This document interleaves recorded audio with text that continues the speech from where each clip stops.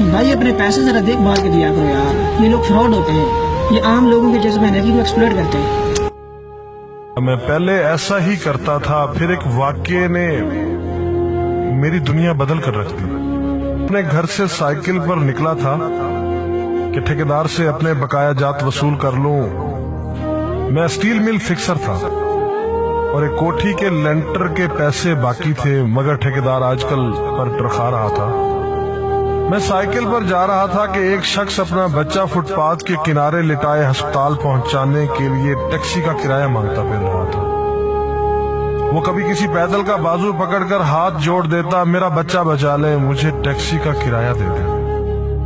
तो कभी मोटरसाइकिल वाले को हाथ देकर रोकता, कभी किसी कार वाले के पीछे भागता कि वो कार में उसके बच्चे को अस्पताल पहुंचा दे।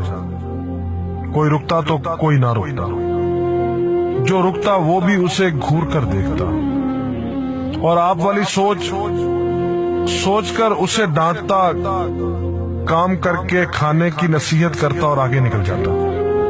मैं जो साइकिल साइड पर रोक के एक पांव जमीन पर टेके उसका तमाशा देख रहा था, अचानक उसकी नजर मुझ पर भी पड़ी।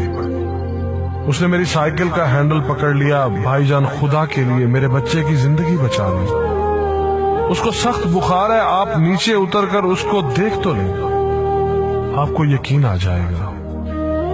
आप देंगे तो शायद किसी और को भी एतबार आ जाए, मगर मैं भी आपकी तरह सोच रहा था। फिर जिस जारहाना अंदाज में उसने मेरी साइकिल का हैंडल पकड़ रखा था, लगता था कि इधर मैं साइकिल से उतरा और उधर वो साइकिल पकड़कर भाग जाएगा।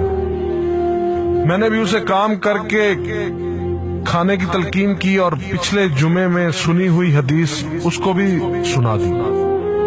कमाकर खाने वाला अल्लाह का दोस्त होता है, और अपना हैंडल छुड़ाकर बड़बड़ाता हुआ आगे चल पड़ा। हरामखोर हमें बेवकूफ समझते हैं। 2-3 घंटे के बाद जब मैं बकाया जात वसूल करके वापस आया तो वो अभी उसी जगह खड़ा मांग रहा था। बच्चे को अब वो सड़क के पास ले आया था और उसके चेहरे से कपड़ा भी उठा रखा था। वो धाड़े मार मार कर रो रहा था। अब वो बच्चे के कफन दफन के लिए मांग रहा था।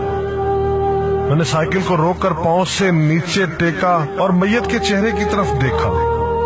फूल की तरह मासूम बच्चा जिंदगी की बाजी हार गया था। मेरे रोंगटे खड़े हो गए। मैंने जेब में जो कुछ था बकाया जात समेत सब बगैर गिने निकाल कर बाहर फेंका, और इससे पहले कि उसका बाप मेरी तरफ मुतवज्जे हो, साइकिल उस तेजी से चलाकर भागा गोया सारी बलाएं मेरे पीछे लग गई। रह गई लूटने की बात तो हमें कौन नहीं लूटता। जूते वाला हमें लूटता है, कपड़े वाला हमें लूटता है, सब्जी और गोश्त वाला हमको लूटता है। इतना लूटने के बाद अगर कोई हमें अल्लाह के नाम पर लूट ले तो शायद हशर में हमारी निजात का सामान हो जाए कि ये बंदा मेरी खातिर मेरे नाम पे लूटता रहा।